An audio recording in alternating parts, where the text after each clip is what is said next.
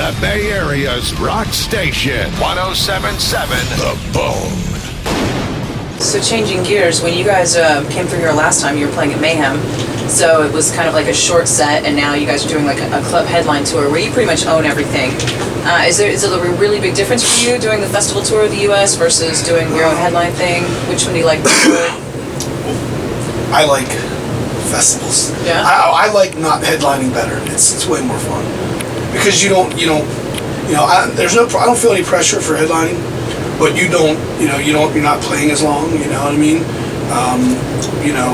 That's probably and I don't mind playing like a longer set. The headline set cut into your work-craft time, dude. No, it's not even about any. No, it's not about that really. I mean, it's just I don't know. Like Mayhem, we were done and. We get finished playing, and then Bullet from about time would be getting on the main stage, and you go eat, check some of them out, take a shower, whatever, go check out Killswitch, of course, gotta watch Slayer, period. And that's the thing, like when you're not headlining, you get to hang out a little bit more and talk to the other bands, and party a little bit more, I guess you could say. I don't want to make it. It's more like summer camp. I don't not want to headline because I want to party more because we're not here. I mean, look, some guys are drinking some beers and stuff. You know what I mean? That if you want to call it party, it's not like when I'm saying party, it's like craziness all the time. It's not. But we're here to do in quotations a job, if you will, and that's always going to come first. But it's more relaxed atmosphere, I think, when we're playing a festival. And just so many people, it's such a family, it becomes like a family. And midway through the tour, I'm just like, man, I don't want this tour to end. I just want to stay here. It's a big extended family instead of the same five guys. Yeah. Outside of, just outside of us, and when you have like 3 other bands playing, it gets a little bigger. But when you have, 10, 15 bands, and just all the crew and all the other people are working hard, putting the stage up, and there's a lot more that goes into it than most people probably think, and you start to see everybody every day, and it's a joy to be in that kind of situation. And it's similar slightly to headlining, but I just like not having to play last. I like to be able to hang out and just watch some of the other bands. And, so of the bands that you got to see on Mayhem last year, anybody stick out as like something you really enjoyed? Well, yeah. Slayer, Killswitch was awesome. Great guys, awesome band. I never seen them live. I wasn't really as familiar with their music as I could have been, but man, they were awesome and really, just great people too. I mean, and all the bands, everybody on that tour was awesome. I mean, all the bands. The Whitechapel guys are great. You know what I mean? Everybody. Jaffa Cowboy, everybody was cool. Tribune guys are awesome. We done Sounds Underground with them. We knew Black Dye Murder. We done a few tours with those. Before they're awesome.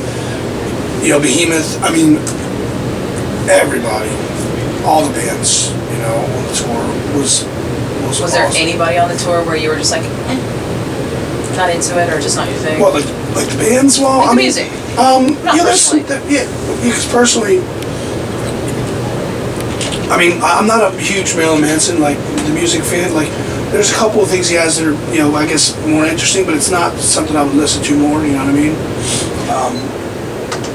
There were just really they kind of were. We didn't really see those guys a lot. Anybody from there. We saw the Slayer guys. They'd be here out and about. We would talk to them and the Bullet dudes and of course Killswitch, all the other bands, you know what I mean? All the Remains, all those guys, everybody on that tour in general was just, it was like a big, it was a big family and it was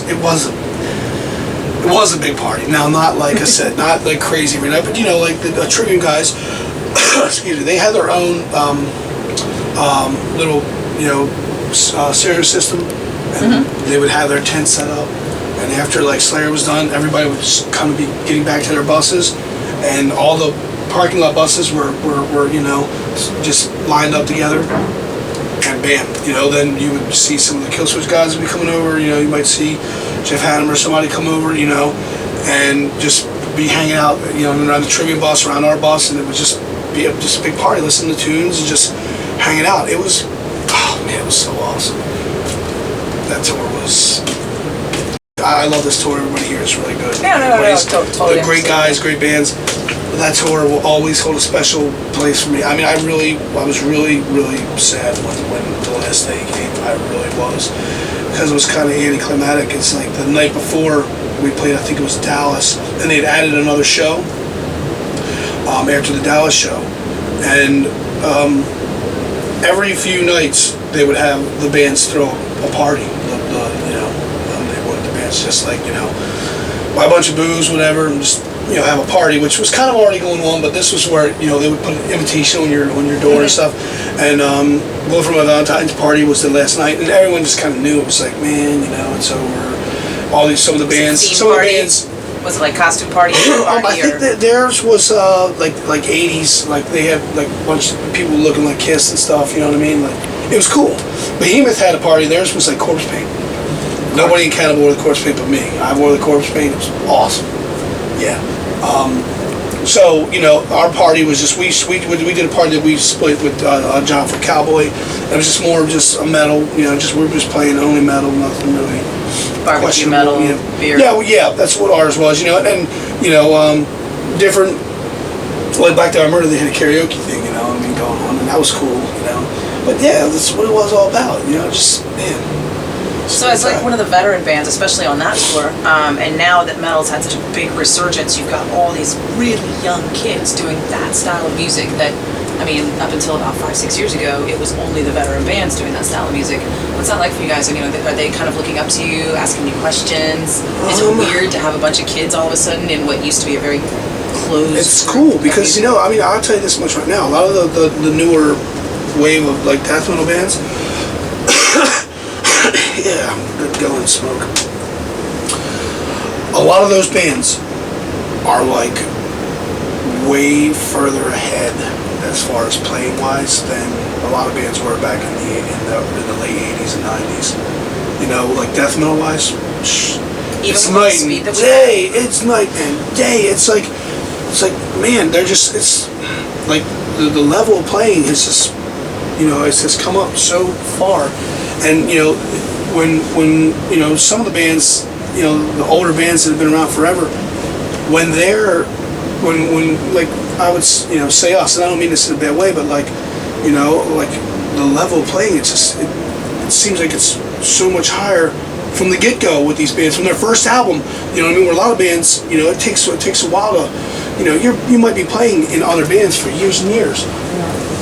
But when you consistently play in the same band, then that's when I think you're gonna make the hugest strides as far as your style.